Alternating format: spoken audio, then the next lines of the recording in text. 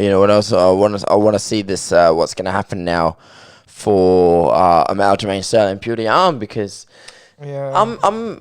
I kind of feel for both sides. Okay, I feel upset for Aljamain Sterling because he really was, like, you know, he came into that fight, he was ready, he was bouncing about right off the bat when the first bell rang. Second time it's been scheduled, by the way. Yeah, it was supposed to be scheduled ages ago. Yeah, he was going for those leg kicks, he was chopping out, he was throwing his punches, he's doing his back fists. You know, he's definitely the reason why we call him he calls himself the Funk Master. I fully understand that now. And then Petr Yan, he was like, you know, he was being aggressive, he was timing his shots really well. He had some terrific leg kicks, you know. He even knocked down Aljamain a few times in the first round, and I thought, bloody hell, I said to you, Jack, this is a brilliant fight. That was a great first round.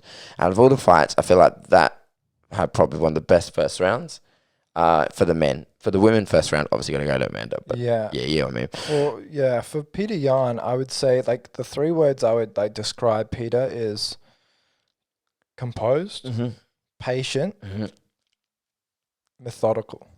He is so calculated in, like, and how patient he has to be.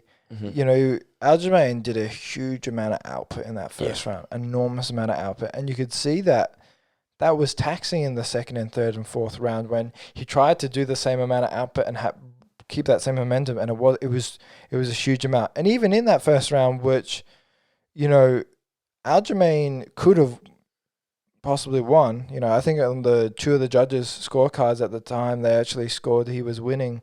I think two judges.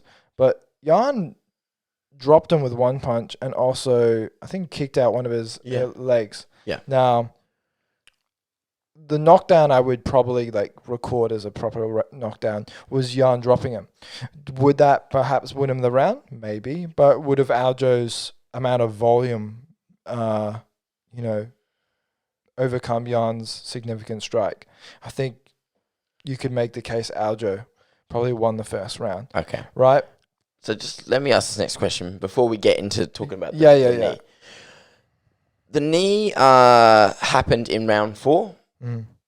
Do you believe it was Yan or it was Sterling who was winning up to that knee? I think it was so razor close. Yeah, I think you're right. I think it was so razor close. I think it was Aljo. Then the second round had to go to Yan. The third round was very close as well.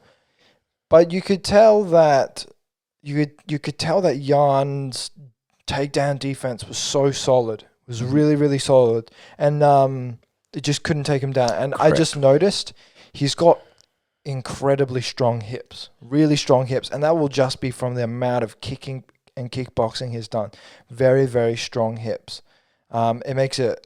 It's the main reason why I think maybe Stylebender and things like that, these guys and Conor McGregor, these guys have really, really strong hip flexors that make them really difficult to, like, take down once they start posting up and pushing their hips up against you.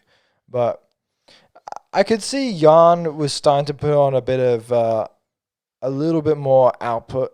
He's so methodical, so calculated, he's so smart with how he's fighting.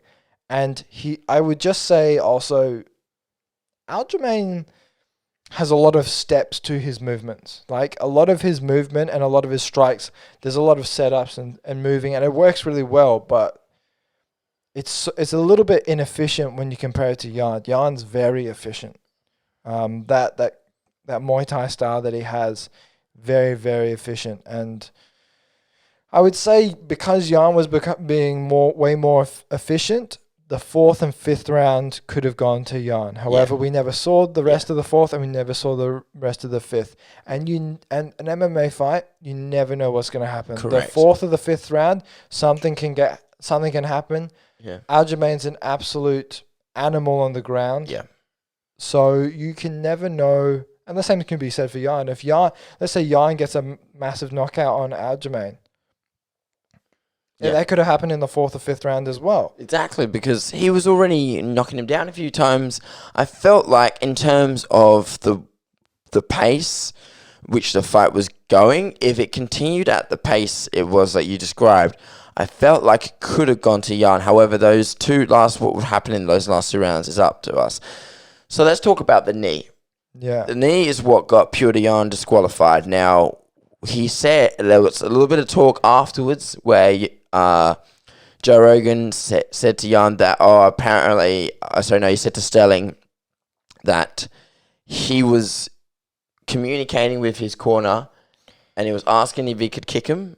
No, should I hit him? Yeah. Or can I hit him? And his coaches said, hit him. But he never said knee him in the face. Yeah, and so that's you said you felt bad for both parties. I don't feel bad for Yan. Jan's a UFC former UFC bantamweight champion, right? He's fought in the UFC for years, right? He's got to know that that's a DQ, and it was the reason why his belt was taken off him and given to Aljamain was because it wasn't an attempted accidental knee, an accidental eye poke or something like that. Mm-hmm. That was an intentional knee. Strike, yeah. And he didn't pull his knee or anything like that. He literally thought about it, did it. It wasn't a reactionary thing where the guy came in, dropped to one knee, and it was just reactionary, bang, hit him with a knee. Or it was a scuff or scramble and he accidentally hit him with a knee. He thought about it, thought, I'm going to hit him with a knee, and then went, Yeah. You know, if he thought it was okay, he would have rushed him. Yeah. Right? But he didn't rush him. The judge didn't. He knew the referee didn't even really run in. Yeah. He already knew himself. He was like, there was a silence. There was a point between he grabbed him and the actual knee hitting. That makes sense.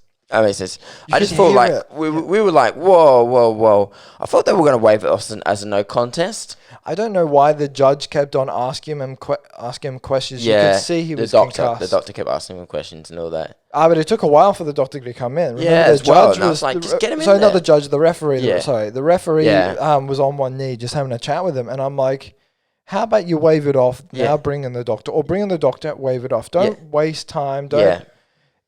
Don't expect in the fourth round he gets a brutal knee to the head. Yeah. And he's like struggling to sit upright on the ground, that he's going to be able to just brush it off and get right back to it. Like, that's not going to happen. Yeah, it's not going to happen. So it was a really weird decision on that particular referee's part. Yeah. I don't feel bad for Yan. I feel bad for Aljamain, because it's the second time this fight was to happen. You know, it was cancelled before by Yan, no particular reason why. Yeah. And to be honest, he doesn't want to win that way. As soon as he had the belt wrapped around him, he took it off, threw it on the ground. He was even surprised that knee was what allowed him to win. He thought it was going to, I swear, he must have thought it was going to be a no contest, because the look on his face. He would have liked a no contest. Yeah, he was confused.